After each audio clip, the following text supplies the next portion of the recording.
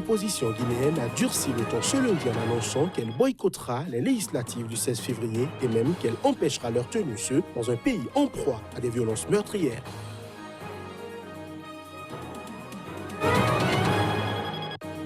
La Côte d'Ivoire a émis un mandat d'arrêt contre Guillaume Soro, candidat à l'élection présidentielle de l'année prochaine. Il devait rentrer à Abidjan ce lundi, mais son avion privé a finalement atterri au Ghana.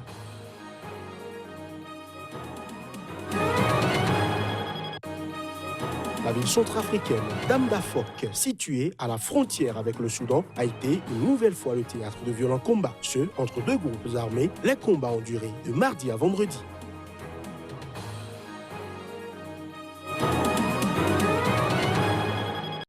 C'était les titres de ce nouveau point de l'actualité sur SICA. Bonsoir à chacun, bonsoir à tous.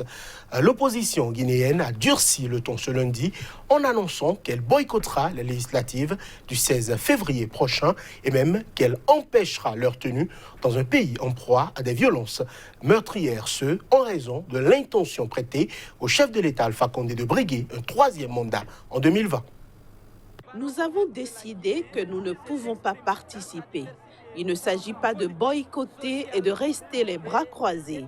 Nous allons empêcher que ces élections aient lieu, a lancé le chef de file de l'opposition, Cellou Dalein Diallo, à l'issue d'une réunion des dirigeants d'une vingtaine de partis.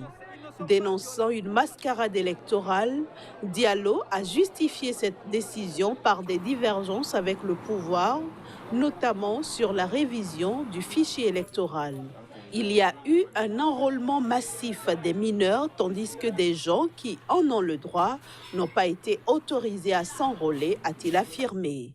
Nous ne pouvons pas accepter qu'une élection basée sur ce fichier soit organisée. L'opposition juge que ces législatives reportées à plusieurs reprises seraient, si elles sont organisées dans ces conditions, le projet attribué au président Condé de briguer fin 2020 sa propre succession. Alpha Condé, élu en 2010 et réélu en 2015, a confirmé la semaine dernière ce que tout le monde attendait depuis des mois. Il compte soumettre aux Guinéens un projet de nouvelle constitution, a priori par référendum, à une date qui n'a pas précisée. Cette éventualité fait pourtant descendre les Guinéens par dizaines ou centaines de milliers dans les rues quasiment toutes les semaines depuis 2 mois. Une nouvelle grande manifestation est prévue jeudi à l'appel du Front national de défense de la Constitution, le collectif qui orchestre depuis mi-octobre la mobilisation. Pour l'opposition qui crie au coup d'État constitutionnel, il ne fait aucun doute qu'à 81 ans, Condé, à l'exemple d'autres leaders africains, cherche à créer les conditions pour se représenter à l'expiration de son mandat à la tête de ce petit pays de 13 millions d'habitants, pauvre malgré d'importantes ressources minières. La Côte d'Ivoire a émis un mandat d'arrêt contre Guillaume Kibafori Soro, l'ancien président de l'Assemblée nationale et candidat à l'élection présidentielle de l'année prochaine en tournée européenne depuis quelques mois. Guillaume Soro devait rentrer à Abidjan ce lundi, mais son avion privé a finalement atterri au Ghana. Un mandat d'arrêt international a été émis ce lundi par la justice ivoirienne contre Guillaume Soro pour tentative d'atteinte à l'autorité de l'État et à l'intégrité du territoire national. Il a été saisi d'une plainte formulée par l'agent judiciaire du Trésor contre messieurs Cissé Mori, Kone Kamaraté Suleiman, Nguissan René et Soro Kibafori Guillaume pour détournement des deniers publics, recel de détournement des deniers publics et blanchiment de capitaux portant sur la somme d'1,5 milliard de nos francs. Au regard de ce qui précède, une information judiciaire a été ouverte immédiatement contre M. Soro Kibafori Guillaume pour présomption grave de tentative d'atteinte contre l'autorité de l'État et l'intégrité du territoire national, de recel de détournement des deniers publics et de blanchiment de capitaux. Ce coup de théâtre intervient au thème d'une journée marquée par des interventions des forces de l'ordre pour empêcher les partisans de Guillaume Soro de se rendre à l'aéroport pour l'accueillir ainsi qu'au siège de son parti, Génération et Peuple Solidaire. 15 de ses partisans ont été arrêtés ce lundi par les forces de l'ordre, dont le député Alain Lobognon, le bras droit de Guillaume Soro, mais pour des dossiers complètement différents, a précisé le procureur. Candidat à la présidentielle d'octobre 2020 en Côte d'Ivoire, l'ex-président de l'Assemblée nationale ivoirienne, Guillaume Soro, a longtemps été le meilleur allié du président Alassane Ouattara, qu'il a aidé à porter au pouvoir lors de la crise post-électorale de 2010-2011 avec l'appui des forces rebelles qu'il dirigeait. Mais alors qu'il était Premier ministre de 2011 à 2012, ses relations se sont progressivement dégradées avec le chef de l'État qui voulait brider ses ambitions présidentielles, selon les observateurs, jusqu'à la rupture. À 10 mois de l'élection présidentielle d'octobre 2020, Guillaume Soro était vu comme un challenger sérieux et son retour au pays, prévu après 6 mois d'absence, était impatiemment attendu par les partisans pour lancer sa campagne électorale. Mesdames, Messieurs, cette édition se poursuit. L'ancien Premier ministre du Tchad, Kalzebe Pahemi Debé, qui avait été arrêté début décembre, a été remis en liberté provisoire ce lundi. C'est ce qu'a affirmé un membre du gouvernement tchadien. Les détails.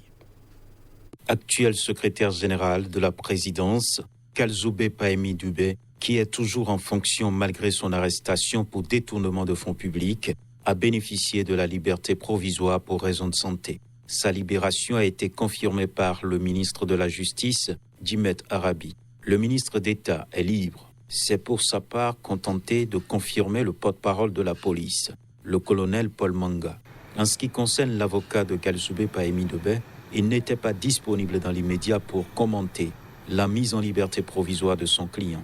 Premier ministre de 2013 à 2016, plusieurs fois ministre, ensuite l'actuel secrétaire général de la présidence, avec rang de ministre d'État, avait été arrêté par la police sur plainte de l'inspection générale d'État.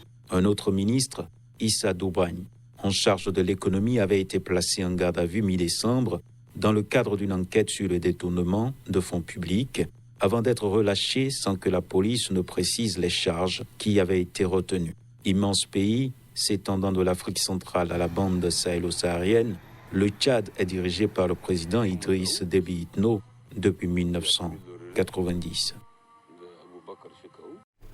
Je l'annonçais en titre, la ville centrafricaine d'Amdafok, située à la frontière avec le Soudan, a été une nouvelle fois le théâtre de violents combats entre deux groupes armés qui ont duré de mardi à vendredi.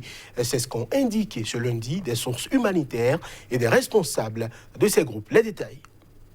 Depuis le mois de juillet, le Front populaire pour la renaissance de la Centrafrique, FPRC, et le mouvement des libérateurs centrafricains pour la justice, MLCJ, se disputent le contrôle de cette ville frontière par laquelle transitent les armes et les marchandises en provenance du Soudan voisin. En septembre, le FPRC avait été chassé d'Andafok ainsi que la ville de Birao, distante de 60 km, par des éléments du MLCJ et des civils armés. Les combats avaient fait au moins une vingtaine de morts selon la mission des Nations Unies en Centrafrique, MINUSCA. Depuis, des affrontements sporadiques continuent d'alimenter les tensions entre ces deux groupes. Mardi, le FPRC est repassé à l'offensive pour reprendre Andafok avant que le MLCJ lance une contre-attaque vendredi. Pour l'instant, la situation sur place reste confuse. Les responsables des deux groupes armés affirment toujours contrôler cette localité particulièrement isolée où les acteurs internationaux sont absents.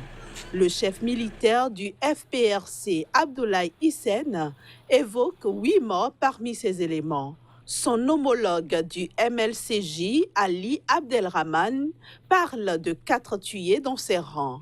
La Centrafrique est ravagée par la guerre civile depuis qu'une coalition de groupes rebelles a renversé en 2013 le président Bozizé. Les violences ont forcé près d'un quart des 4,7 millions d'habitants du pays à fuir leur domicile.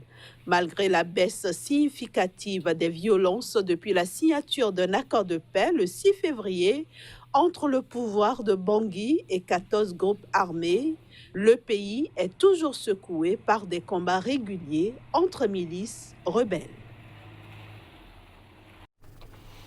Dans l'est de la République démocratique du Congo, l'armée a présenté 36 miliciens ADF à la presse ce lundi. Ces terroristes ont été capturés pendant les opérations d'envergure lancées depuis le 30 octobre à Béni Territoire.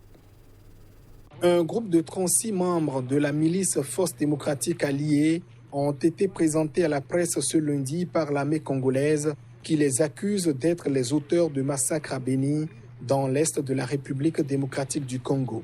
Selon le général Léon Richard Kassonga, porte-parole de l'armée congolaise, ces terroristes ont été capturés pendant les opérations d'envergure lancées depuis le 30 octobre à Béni Territoire.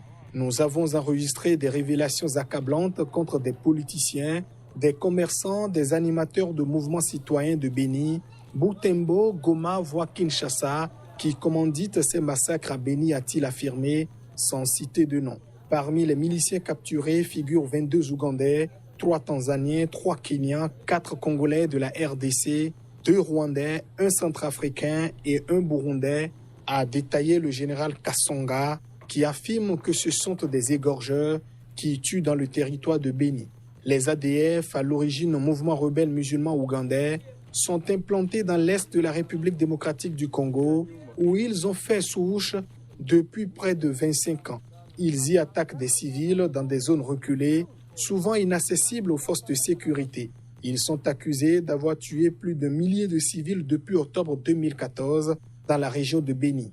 Depuis fin octobre, l'armée congolaise mène des opérations militaires d'envergure contre ces ADF et autres groupes armés qui écument cette région troublée du pays. Et pour finir, les États-Unis ont rappelé leur ambassadeur en Zambie. Selon les explications d'une source à l'ambassade américaine, Washington avait décidé de rappeler Daniel Foote parce que le président zambien Edgar Lungu avait déclaré souhaiter son départ. Après les déclarations du président Edgar Lungu selon lesquelles Daniel Foote n'était plus le bienvenu en raison de sa dénonciation de la condamnation à 15 ans de prison d'un couple homosexuel, les États-Unis ont décidé de rappeler leur ambassadeur dans le pays. En novembre, l'ambassadeur Daniel Foote s'était publiquement dit horrifié de la décision de justice ayant visé des homosexuels, suscitant des réactions extrêmement vives dans la très conservatrice Zambie. Il avait appelé les autorités zambiennes à réexaminer des lois qui jugent discriminatoires à l'égard des minorités.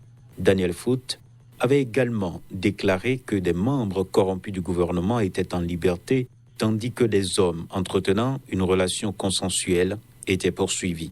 Une source à l'ambassade américaine a expliqué lundi que Washington avait décidé de rappeler Daniel Foote parce que le président Lungu avait déclaré souhaiter son départ. Lungu a dit qu'il ne voulait pas travailler avec lui et donc il n'y avait pas de raison qu'il reste. Souvenez-vous qu'il y a des questions de sécurité et donc Washington veut qu'il rentre. Nous ne nous attendons pas à ce qu'il soit remplacé bientôt, a souligné cette source sous le couvert de l'anonymat. Les États-Unis accordent chaque année une aide de 500 millions de dollars à la Zambie. Réélu en 2016, le président Edgar Lungu s'est fait remarquer à plusieurs reprises ces dernières années par ses diatribes contre les homosexuels, en dépit des invites insistantes à la tolérance de certains pays donateurs. Et voilà qui met un terme à cette édition. Merci de l'avoir suivi. Très bon réveillon de Noël à chacun et à tous. Merci de continuer à nous suivre.